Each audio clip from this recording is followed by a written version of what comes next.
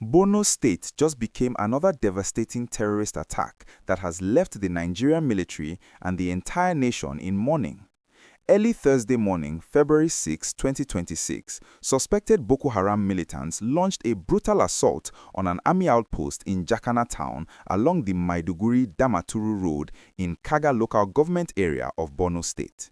Military sources have confirmed that several Nigerian soldiers were taken out in the attack, though the exact number of casualties has not yet been officially released. What we do know is that the remains of the fallen soldiers have been transferred to the 7th Division Military Hospital in Maiduguri, and the scale of this loss is being described as significant. This is yet another painful reminder that the insurgency in northeastern Nigeria is far from over, and our brave soldiers continue to pay the ultimate price in defense of this country.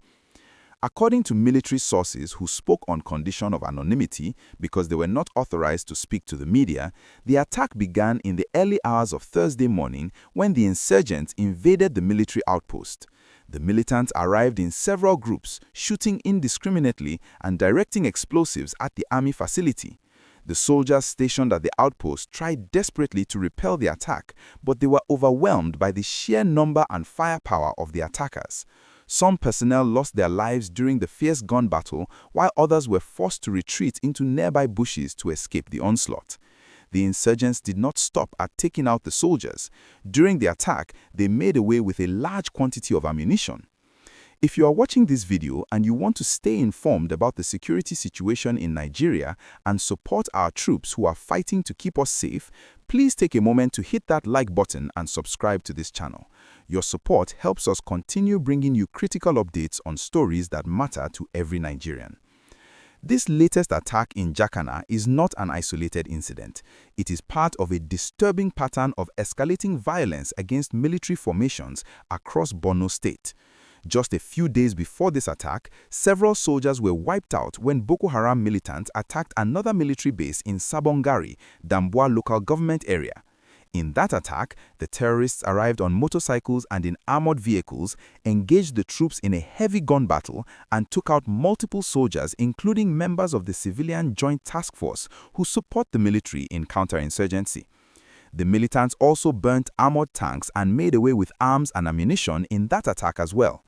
And just a week before that, 7 military personnel, including a newly promoted lieutenant colonel, were killed in an ambush by the terrorists. Lieutenant Colonel Mohammed was leading a troop of soldiers from Maiduguri to Damasak in Moba local government area when they came under attack on January 26, 2026. The commanding officer and 7 other soldiers lost their lives in that ambush. What makes all of this even more troubling is that these attacks are happening despite repeated claims by the Nigerian military that the insurgency has been largely curtailed and that Boko Haram and its splinter group, the Islamic State West Africa Province, have been significantly weakened. While it is true that the military has recorded some successes in clearing certain terrorist strongholds and disrupting some planned attacks, the frequency and intensity of these recent assaults on military formations suggest that the threat is far from eliminated. The theater commander of Operation Hadin Kai, Major General Abdusalam Abubakar, recently attributed the surge in insurgent attacks to the ongoing instability in the wider Sahel region. He explained that the deterioration of security in neighboring countries like Niger, Chad, and Cameroon has led to an influx of arms into Nigeria through porous borders, which has intensified the insurgency in the northeast. The general also acknowledged that in war, you win some and you lose some, but what matters most is the ratio of victories to losses. Borno State Governor Babagana Zulum has repeatedly condemned the activities of Boko Haram and ISWAP and has called on residents to remain resilient and prayerful. In a recent statement, the governor acknowledged that the recent surge in attacks has been deeply painful and represents a serious challenge, but he insisted that it is only a partial eclipse and that the state will overcome it. He also reaffirmed the state government's commitment to working with the federal government, the military, and all security agencies to address the security challenges facing Borno. However, many residents and security analysts are asking whether words of encouragement are enough when soldiers continue to die and communities continue to be attacked with such frequency.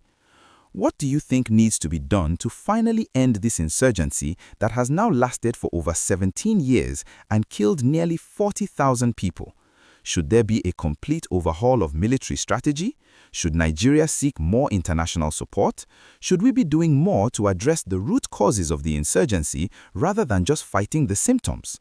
Drop your thoughts in the comments below and let us know where you stand. And if you have not already, please subscribe to this channel and turn on your notifications so you never miss important security updates like this one.